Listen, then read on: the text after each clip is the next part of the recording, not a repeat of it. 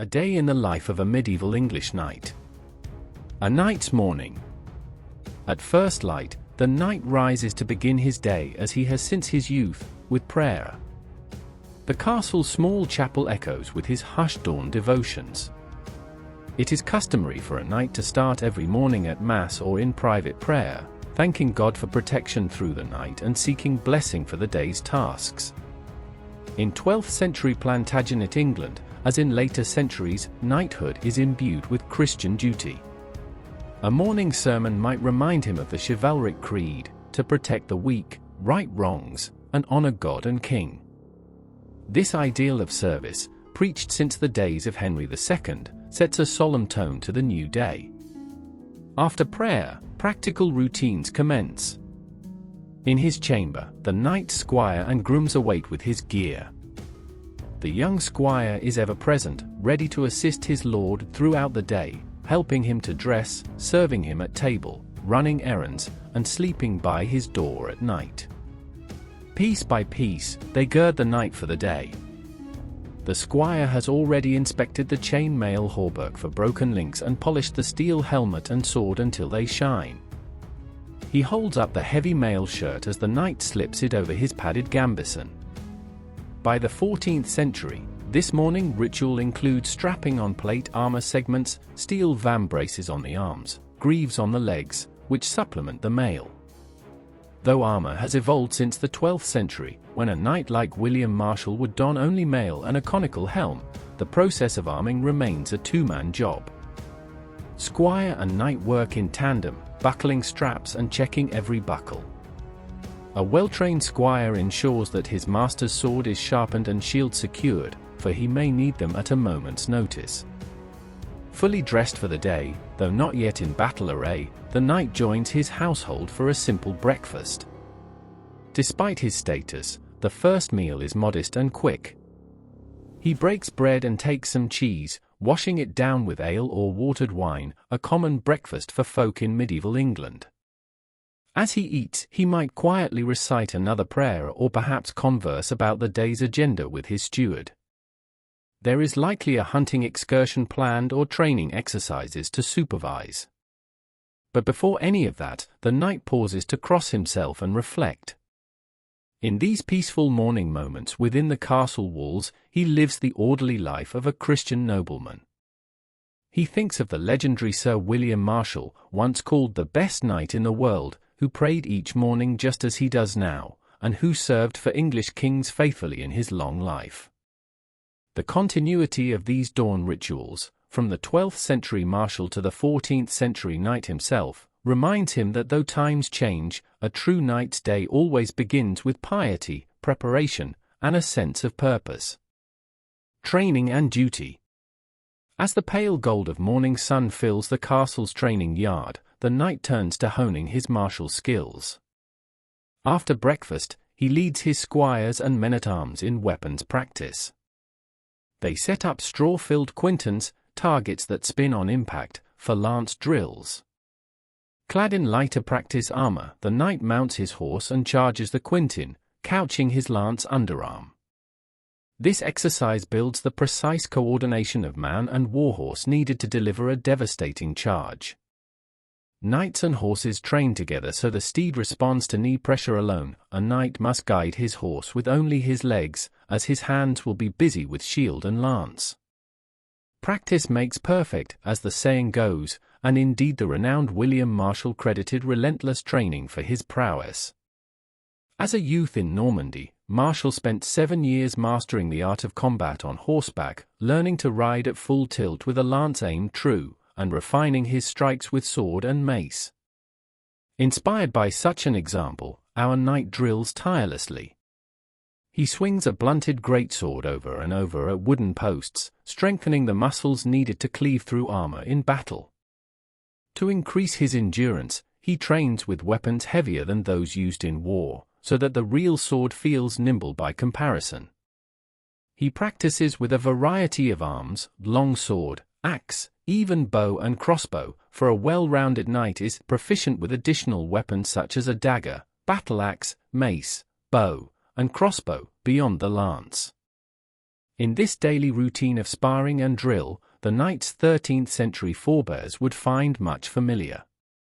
Save for newer techniques, like bracing for the shock of a longbow volley, an emerging reality, the fundamentals of knightly combat training remain unchanged: strength, skill, and teamwork with one's horse.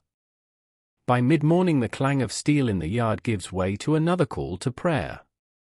Knights pause for terce, the canonical prayer hour around 9 a.m., to center their minds on God once more. Afterward comes the day's second meal, a substantial dinner served in the Lord's Hall before noon. The knight joins his lord, perhaps the earl he serves, or if at home, he himself is the lord of the castle, at the long trestle table. They partake of roasted meats, fish, pottage stew, and fresh bread, washed down with ale or wine. Such communal dining isn't just about eating, it is an arena for chivalric courtesy.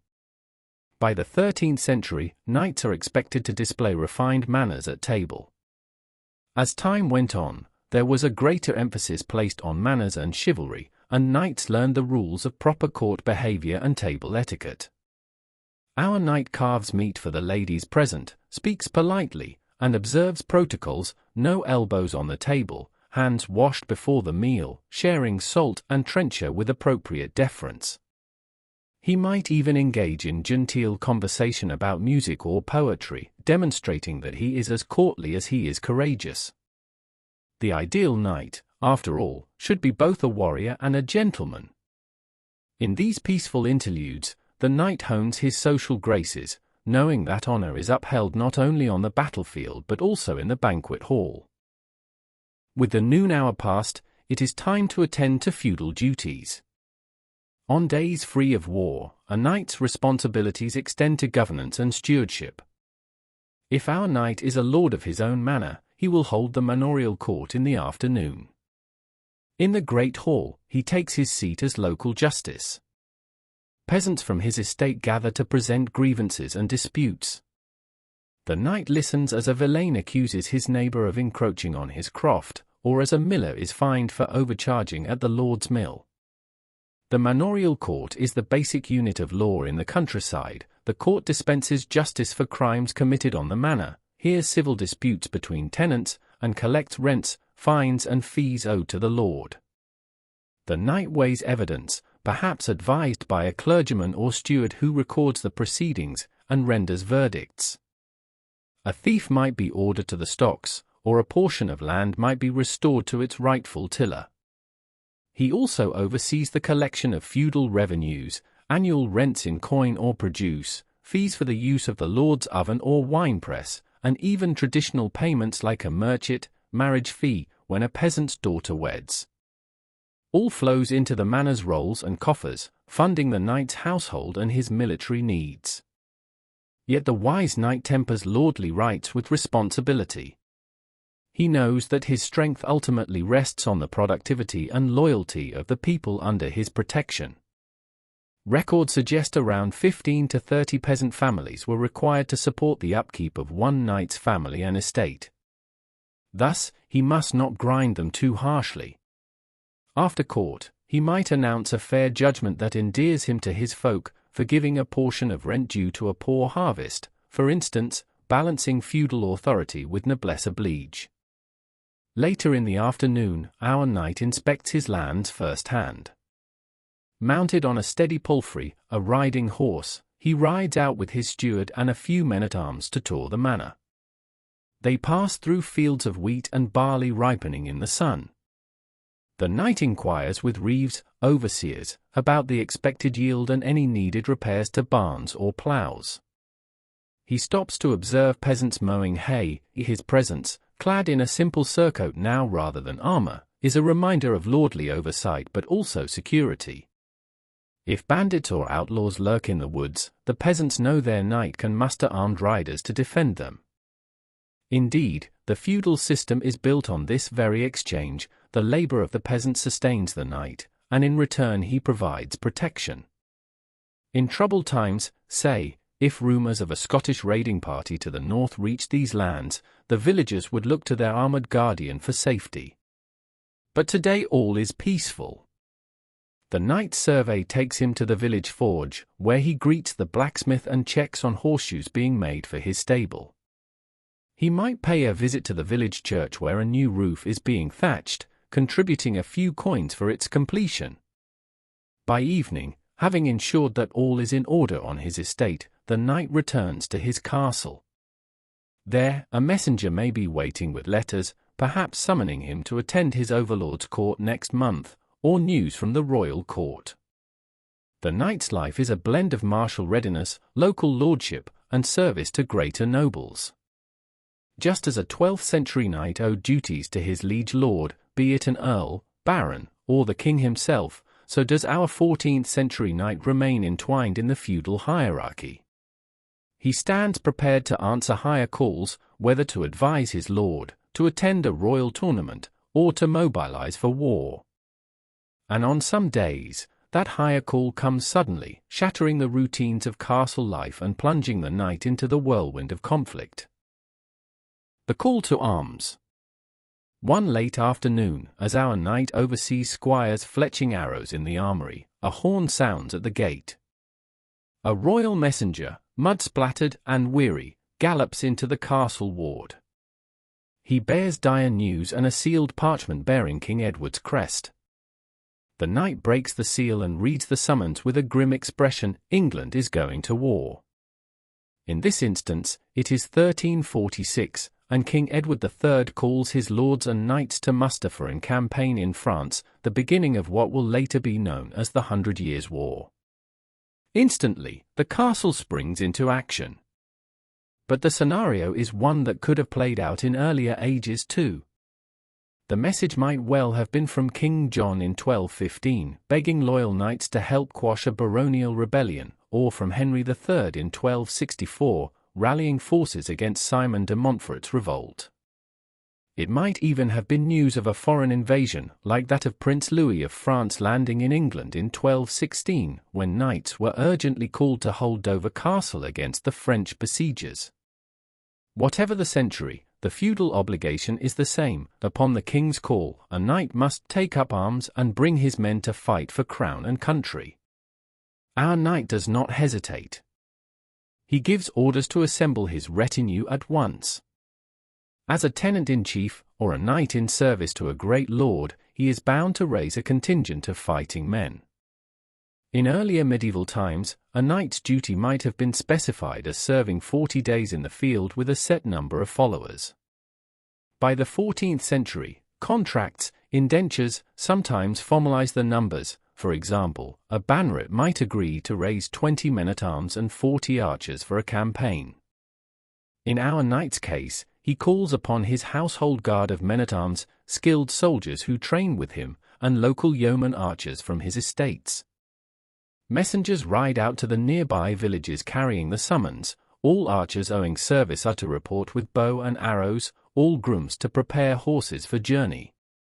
The knight's armorers begin working through the night, hammering out dents in helmets and sharpening swords and lance tips. There is logistical chaos, controlled chaos, in these moments. The knight and his steward draw up lists of supplies: salted meat, hard biscuits, cheese wheels, and barrels of ale to sustain his company on the march. Wagons are loaded with tents, spare bowstrings, quivers of arrows, and bundles of fodder for the horses. Medieval armies must essentially carry a moving village with them. With 6 or more horses attached to every knight, no large mounted force can live off the land alone. Ample provisions are essential. Our knight will take several horses of his own, chargers, powerful war horses, for battle and a palfrey for riding, plus pack horses.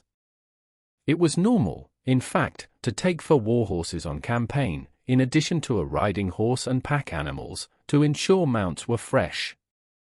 This personal herd requires attendants, farriers to shoe the horses and grooms to feed and water them. The scale of preparation underscores why medieval warfare was often seasonal and deliberate. One did not simply dash off to war without weeks of preparation. Within a short time, perhaps a week or 2, our knight's force is ready to depart. He has received further instructions to muster at a rallying point on the southern coast.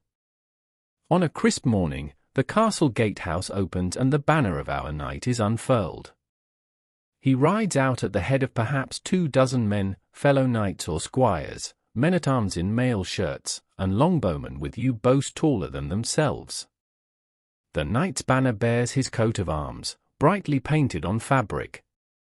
Heraldry is not mere decoration, in the chaos of war it proclaims his identity. It is said that ransom became a cornerstone of chivalric warfare. An important knight, especially nobility, was worth a significant sum if captured, but nothing if killed, which encouraged knights to show their armorial bearings so foes would know their value. As our knight leads his column down the road, the sun glints off his polished helm and the fluttering pennon on his lance. He feels a mix of resolve and anxiety, emotions shared by knights for generations. He recalls a tale his grandfather told of answering King Henry III's call during the First Barons' War. In 1217, that grandfather, also a knight, joined the great William Marshal to relieve the siege of Lincoln. They rode hard for days and surprised the French and rebel forces at Lincoln, where Marshal's 400 knights charged into the city and won a decisive victory. That battle saved the realm from French conquest. Such stories inspire and reassure him. One knight, if loyal and brave, can turn the tide of history. He also remembers hearing of Prince Edward's mustering in 1265. Back then, knights from all over England flocked to Edward's banner to confront Simon de Montfort. At the climactic Battle of Evesham, the royal army numbered around 10,000 strong, including hundreds of armoured knights, and utterly overwhelmed Montfort's rebel knights, who were only about 200 in number. The rebel leader was slain and the rebellion crushed. These memories are living history to him, for some older knights in King Edward's host had fathers or uncles at Evesham. The names of those battlefields, Lincoln, Evesham, and legendary figures like Marshal and Montfort are spoken of with reverence or caution around campfires. Indeed, as our knight travels toward the assembly point, he joins a growing stream of armed companies, all converging for the campaign. They camp in open fields along the route, hundreds of tents dotting the meadows. In the evenings, knights mingle and exchange news. Around a flickering fire, a grey-haired knight might recount the siege of Dover of 1216, how Hubert de Burgh and a handful of knights held Dover Castle against Prince Louis's army, foiling the French invasion. Another boasts of having served Edward I in the Welsh Wars, scaling the crags of Snowdonia to subdue the princes of Wales. Our knight listens and learns. These camaraderie-building tales knit the disparate groups into an army with a shared heritage. Soon enough, they reach the coast where ships await. The banners of Henry III's grandson, Edward III, flutter above the docks of Portsmouth or Sandwich. It's time to cross the narrow sea. The knight leads his destriers up the gangplanks of a sturdy cogship, the vessels riding low under the weight of mailed warhorses and men. By the late summer of 1346, he finds himself on French soil, part of an invasion force of some 15,000 Englishmen, including around 4,000 men-at-arms and 10,000 longbowmen under King Edward. They march through Normandy raiding and drawing out the French host. The knight knows a decisive clash is near. Scouts report the French king's army is pursuing. Then comes the day when Edward III chooses his ground and waits for battle at a place called Crecy in Ponthieu. Our knight feels his pulse quicken as the order comes to ready for combat. The memories of all those earlier battles now crystallize into the present moment. It is his turn to add a chapter to the annals of knighthood. The battlefield. On the morning of the 26th of August, 1346, our knight stands upon a gentle slope near Crecy, France, clad in full armor and steeling himself for the onslaught to come. Battle is at hand. Unlike the grand cavalry charges of earlier days, today the English army employs new tactics. King Edward III has arrayed his forces thoughtfully. Dismounted English knights and men-at-arms form a solid centre, flanked on both sides by companies of longbowmen hidden behind stakes in the ground. Our knight is among those on foot in the front line. He has left his destrier tethered to the rear, a strange feeling for a man trained to fight a horse, but one that reflects the evolving nature of warfare. Decades of conflict with the Scots, like Bannockburn in 1314, where impetuous English knights came to ruin against Scottish pikes, and recent experiences in France have taught the value of fighting on foot in defensive positions. The knight's shield, emblazoned with his coat of arms, rests on his left arm. In his right hand he grips a tall poleaxe, a weapon favored now for close combat against armored foes. Beside him, other knights and squires ready their swords, maces or lances braced against the ground. Archers stand in staggered ranks a little forward on the flanks, their longbows already creaking as arrows are narked. Looking down the slope, our knight sees the French host emerging, a glittering sea of pennons, plate armor, and mounted chivalry eager to charge. Among them ride the famed Knights of France, reputedly the finest heavy cavalry in Christendom. Many wear ornate coats of arms on surcoats over their armor. Like our knight, they are conscious of the eyes of friends and foes, and of the potential ransom value of their lives.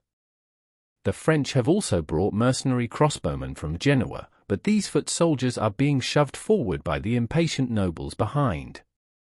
With a blare of trumpets, the battle commences.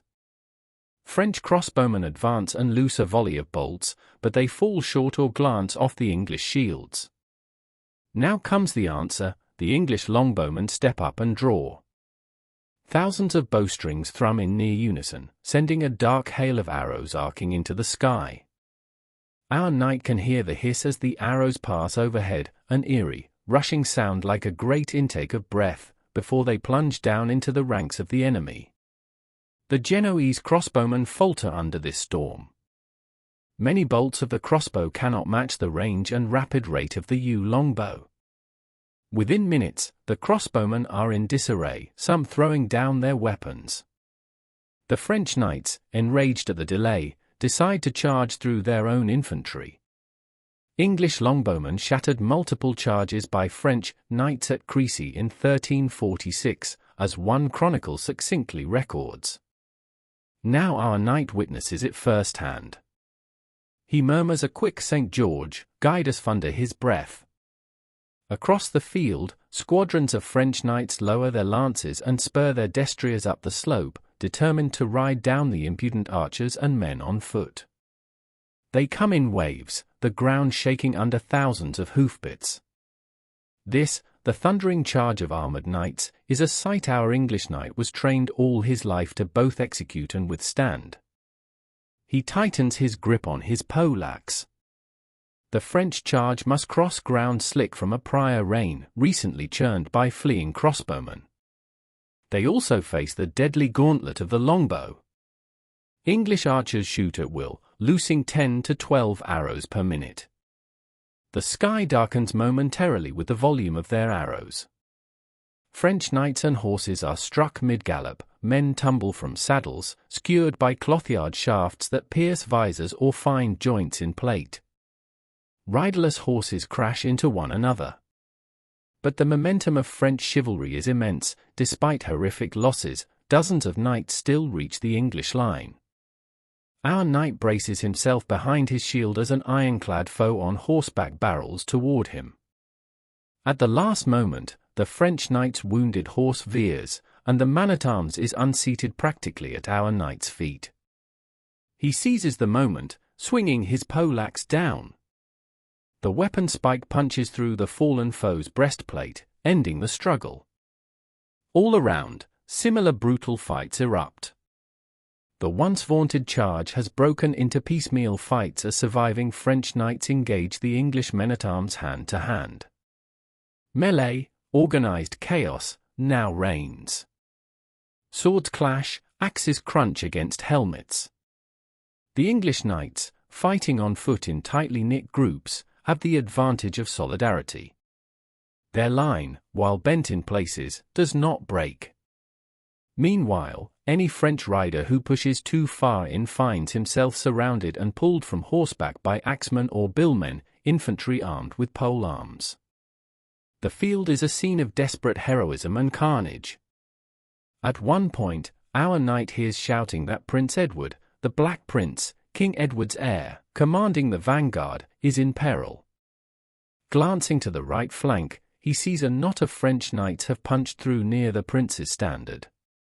The young prince is fighting valiantly, but he is outnumbered and even knocked down. A messenger gallops to King Edward, observing from a windmill on a hill, to beg for reinforcements for the prince. Famously, the king refuses, saying, "Let the boy win his spurs, he will not deny his son the chance to earn glory." Re-inspired by their prince's resolve, the English knights redouble their efforts and manage to rescue Edward. Our knight only hears of this after the battle. In the thick of the fray he only sensed the general swell of cheers when the prince remounted, safe. Such episodes will later be recounted as part of the chivalric lore of the battle. But in the moment, our knight's focus narrows to the enemy directly before him.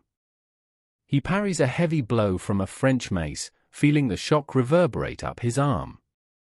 Gritting his teeth, he counters with a sword slash that catches his foe on the unarmored gap under the arm, biting deep. The French knight falls to his knees. Two English archers, now out of arrows, rush in with mallets and daggers to finish him off or force his surrender.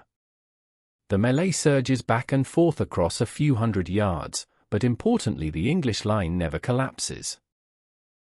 Hours later, the Battle of Crécy subsides into a bloody sunset. The French mounted charges, perhaps as many as 15 separate charges, have been utterly devastated. The flower of French knighthood lies scattered on the slope. Great lords and famous knights, including King Philip's ally King John of Bohemia, lie dead or dying. Those French who can still flee are in full retreat by nightfall. Against all expectation, a relatively small English force, though composed of tough veterans, has overwhelmed the finest cavalry in Europe by fighting on foot with archery support. Exhausted and exhilarated, our knight leans on his sword and surveys the ghastly field. Bodies of men and horses carpet the ground. Here and there wounded horses cry out in pain, the groans of injured men create a low lamenting sound. The air smells of blood, churned earth, and smoke from a few fires still burning in overturned wagons. In this moment, the knight experiences the dichotomy of his calling, the glory of victory and the horror of its cost. He doffs his dented helmet, wiping sweat and grime from his brow. There is a dent in his breastplate from a lance strike and an arrow jutting from the top of his shield. Thankfully, he feels only minor cuts and bruises beneath his armor. This time, he has been lucky. Now comes the aftermath duties that every knight knows well. Chaplains attached to the army move among the fallen, offering last rites to any still clinging to life. Our knight finds his own squire, who miraculously survived with only a gash on his thigh. He claps the young man on the shoulder, relieved. Together, they begin to assist the wounded. Despite the era's primitive medical knowledge, medieval surgeons are not entirely helpless. The field surgeons use wine or vinegar to cleanse wounds and prevent infection. Even if they don't know the science, they know it helps. They pack serious wounds with honey-drenched dressings, honey being a natural antibacterial remedy known to 12th century medical texts. One knight with a crushed arm might have it splintered, another with an arrow embedded in flesh might endure the arrowhead being carefully cut out with a surgeon's tool, just as one did for Prince Henry at Shrewsbury years later using a honey-coated extractor. Our knight removes his mailed gauntlets and helps hold down a moaning archer as a barber surgeon stitches a deep cut on the man's shoulder. In this grisly clinic under the darkening sky, there is a peculiar camaraderie. Knights, squires, and common archers all share in the human suffering of war. Rank momentarily fades when a man cries out in pain. Anyone hale enough will lend a hand with water or bandages. The knight murmurs a prayer as he helps a surgeon, recalling the Christian duty of mercy even amid violence. Once the urgent care is done, thoughts turn to the fallen and to prisoners. By custom, the bodies of high-born knights are to be treated with respect. Our knight joins a detail to find the corpse of a French count he recognized by heraldry. They locate the nobleman's body among a pile of others, carry it aside, and cover it with a cloak. The count's shield, bearing a golden lion on scarlet, is propped to mark him. He will later be sent to his family for proper burial. Meanwhile, other knights are gathering any prominent captives. A few French knights who yielded are being guarded under watch. These prisoners will be tended and treated according to their station. The goal is to ransom them back to their kin. Ransom is a cornerstone of knightly warfare, as the saying goes, a captive knight's life is worth a king's ransom, sometimes literally. Our knight fully expects that letters will soon be dispatched to the families of these prisoners, naming a price for their release. It's a strange facet of chivalry. Moments ago they were trying to kill each other, now a captured foe might dine at the victor's table and address him as a brother-in-arms while negotiating terms. But it is a pragmatic mercy. Ransoming not only enriches the victor but also encourages knights to spare each other on the battlefield when defeat is clear. On this day, with French casualties so appalling, relatively few prisoners of note are taken, most fought to the death or were cut down in the chaos. Still, as he surveys the carnage, our knight is grateful that the unwritten code of chivalry spares at least some lives from the sword. He himself has captured a wounded French man-at-arms who yielded to him. He's already given orders for the man's wounds to be treated. If the man survives the night will see to it that he is housed honorably until ransomed. Such acts quietly burnish the victor's honor. There is no need for cruelty. Fortune of war has determined today's winners and losers.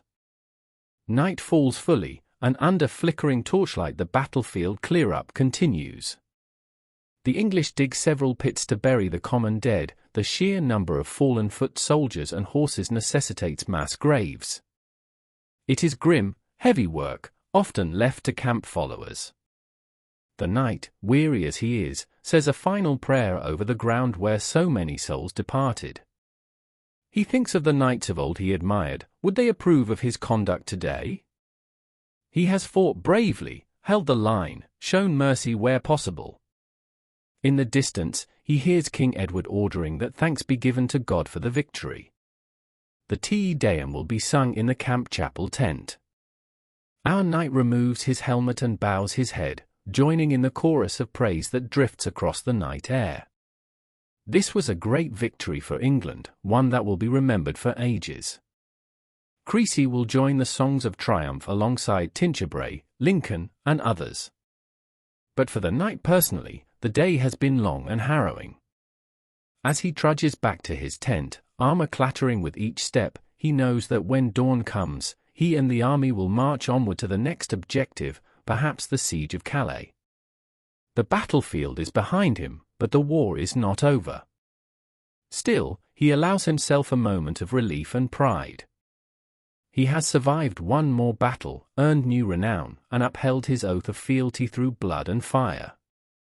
In the lore of knighthood, to triumph in battle is the ultimate proof of one's honor and skill, and on this day, he and his comrades have proven themselves against the greatest odds.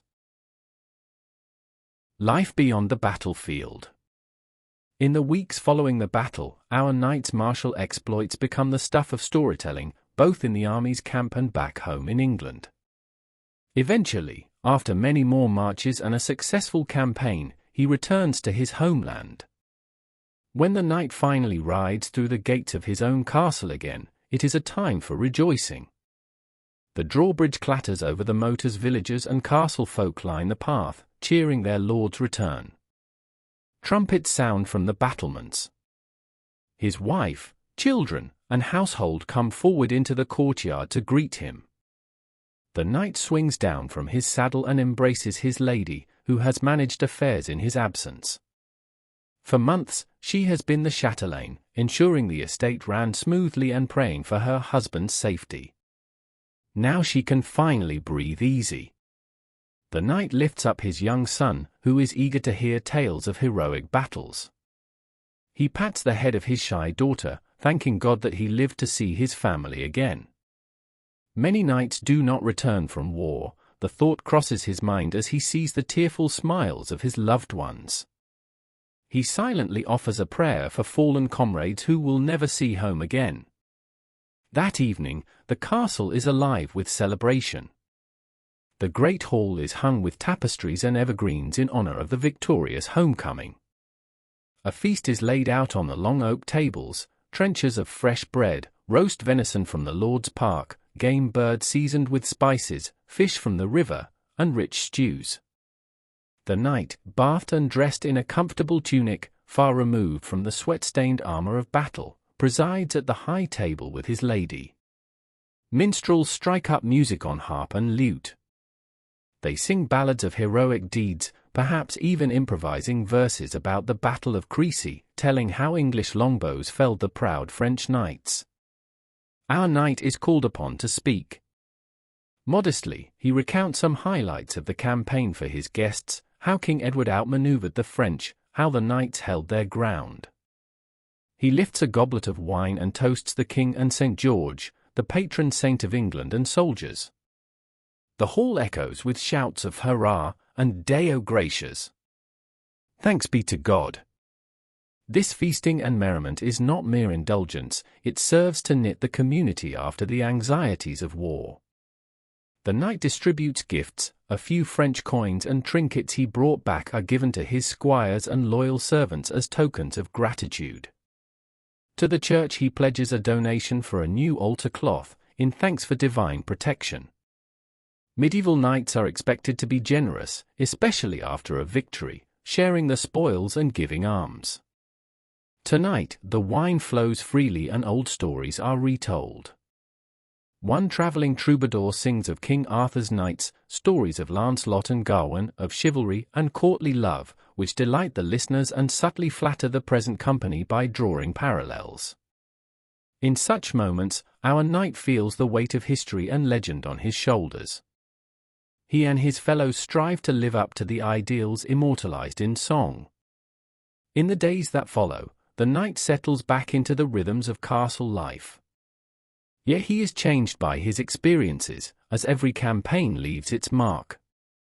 At council meetings in his hall, he is a bit grayer, a bit wiser, dispensing advice to younger knights who seek to earn their spurs. He again supervises the estate, checking the accounts, hearing reports from his bailiffs, but also takes time to simply be with his family. He watches his son practicing with a wooden sword in the courtyard, the boy trying to emulate his father's knightly prowess. With a fond but stern smile, the knight corrects the lad's footing and teaches him a basic parry. The path to knighthood begins in childhood, as it did for him. He remembers being a page at a great baron's castle at age 7, learning courtesy and basic skills, then a squire at 14 polishing an older knight's armor.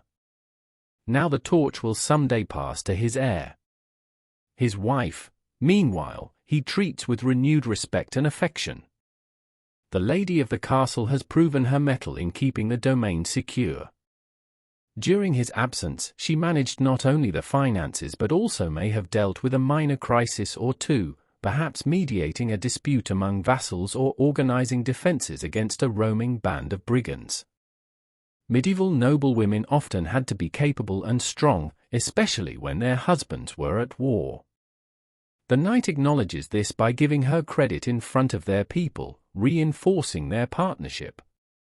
Together, they attend a special Mass of Thanksgiving in the castle chapel, appearing side by side before God and their community. Such public piety and unity set an example to their tenants. As a lord, the knight also re-engages with the local community in times of peace.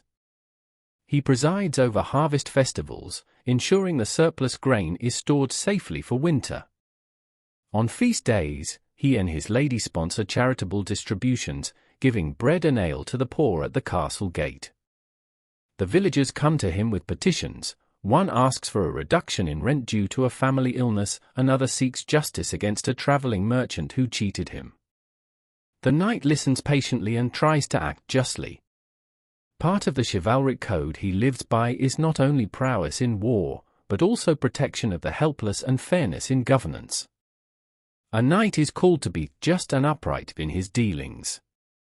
Our knight remembers how, at his knighting ceremony years ago, the presiding lord tapped his shoulders with a sword and enjoined him to be brave, loyal, and protect the innocent. Those vows echo now in his civil responsibilities. In many ways, he serves as a role model in the region. People look to him as a kind of living symbol of stability, one who can read, at least a little, who can negotiate with royal officials, who can lead the local militia if needed. In return, they grant him respect and a degree of reverence. When he rides out on patrol through his lands, peasants bow or doff their caps. He might stop to chat with a farmer about the coming lambing season or compliment a miller on maintaining the mill. These small human interactions ground him. After the grand theatres of war and court, the ordinary life of the manor reminds the knight of what he ultimately fights for, the safety and prosperity of his people and land. Of course, not all of a knight's peacetime life is duty and administration. There are lighter pursuits as well. Tournaments, for instance, remain popular in peacetime as both sport and training. Edward III, much like his ancestors, encourages jousting and martial games to keep knights sharp. Our knight attends royal tournaments occasionally, grand events held at places like Windsor or Westminster. He might even participate in the lists, jousting for honor and prize. In the lavish tournament grounds, lined with pavilions and attended by ladies in their finery, he relishes the pageantry. These events allow knights to display their chivalry and courtliness. When he is not tilting with a lance, he mingles in the stands, exchanging polite conversation with nobles and perhaps dedicating his performance to a lady, often one's own wife or a lady of the court, as courtly love tradition dictates. The knight's experiences in real battle give him an edge in tournaments. He is confident yet tempered by true danger, unlikely to be rash. He carries himself with the dignity befitting a seasoned campaigner. If he unhorses an opponent in the joust, he immediately dismounts to check on the fallen knight's condition, helping him up and showing gracious sportsmanship. Such behavior exemplifies the courtesy expected of knights by the 14th century. In earlier medieval times, tournaments could be wild melees with serious injuries, as William Marshal's 12th century exploits show, but by our knight's era they have become somewhat more regulated and steeped in ritual. The knight's prowess and gentlemanly conduct in these mock battles enhance his reputation further. In the later years of his life, our knight begins to think about his legacy. He has a keen sense of living in a storied age. The Plantagenets and their knights have made history, from Henry II's reforms to Edward III's victories. There is continuity in the knightly tradition that he wants to pass on. He sponsors a local monastery's manuscript project to write a chronicle of recent events, ensuring that the heroism of English knights is recorded for posterity. Perhaps he even commissions an illuminated family genealogy, tracing his lineage back to a companion of William the Conqueror, to inspire his children with pride in their bloodline. Many knights also took to building or endowing chapels or colleges as lasting memorials. Our knight donates funds to expand the village church, adding a chantry chapel where prayers will be said for his soul and the souls of those who fell in battle. This act is both pious and pragmatic. It helps secure his legacy as a godly protector of the community. On quiet evenings, the knight can often be found in that chapel, in solitary prayer. One such evening, he kneels before the altar where a lamp flickers softly. The castle is hushed, even the ever-busy kitchens are still, and only the distant howl of a wolf breaks the silence outside the walls. The knight's armor is set aside. He wears a simple woolen tunic as a penitent. Here, alone with his thoughts, he reflects on the path he has trod. He remembers the exhilaration of battles won, the thunder of hooves at the charge of Crecy, the cheers of victory at the siege of some distant castle, and he also remembers the terror of close calls, the faces of friends slain by his side, the screams of war that visit him in dreams. He prays for all the souls he helped send to God, hoping that in doing his duty he has not imperiled his own soul. Knights are often troubled in conscience by the violence inherent in their role. The Church teaches thou shalt not kill, yet knights kill for what they believe are just causes. How to reconcile this? Many knights, as they age, seek atonement. Some join crusades to the Holy Land, seeing it as a penitential act to fight infidels. Others join holy orders like the Knights Templar or Hospitaller, or in simpler ways devote themselves to charity and pilgrimage. Our knight decides that, should God grant him a few more years, he will undertake a pilgrimage to thank God for his deliverance. Perhaps he will go to Canterbury to pray at the shrine of St. Thomas Becket, or even to Jerusalem if the way opens. For now, he whispers a vow to make a pilgrimage to the shrine of Our Lady at Walsingham next spring, carrying the prayers of his family for peace and good fortune. Before he rises, he also thinks about the state of knighthood itself. The world is changing, he has seen it in his lifetime. The longbow and new tactics have altered the supremacy of the mounted knight on the battlefield. Gunpowder weapons are rumoured to be appearing. He heard that at Crecy the English even had a few clumsy cannon, though they played little role. Chivalry too is changing, becoming more courtly, more idealized by poets and princes. King Edward III recently founded the Order of the Garter, in 1348, a brotherhood of elite knights dedicated to St. George and bound by high ideals of honor and comradeship. Such developments suggest that knights are not merely feudal warriors anymore, but members of a more unified knightly class with shared values across Christendom. The knight wonders what the 12th century warriors would think of these refinements. Would King Richard's knights, who knew more of brute force and feudal fealty, understand the polished pageantry of a garter ceremony? Yet, beneath the surface differences, he suspects they would. The continuities run deep. Courage, loyalty, piety, these remain the bedrock of knighthood whether in 1150 or 1350. The knight allows himself a slight smile, confident that while armor and weapons may continue to evolve, the spirit of knighthood will endure so long as men of honor uphold it.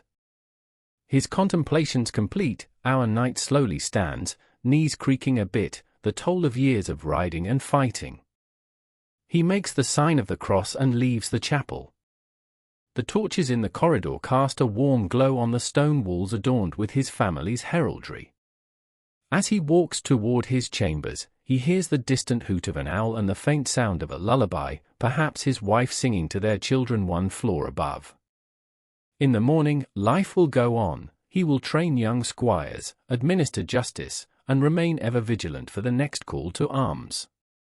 But for now, he can rest in the hard-earned peace of his castle.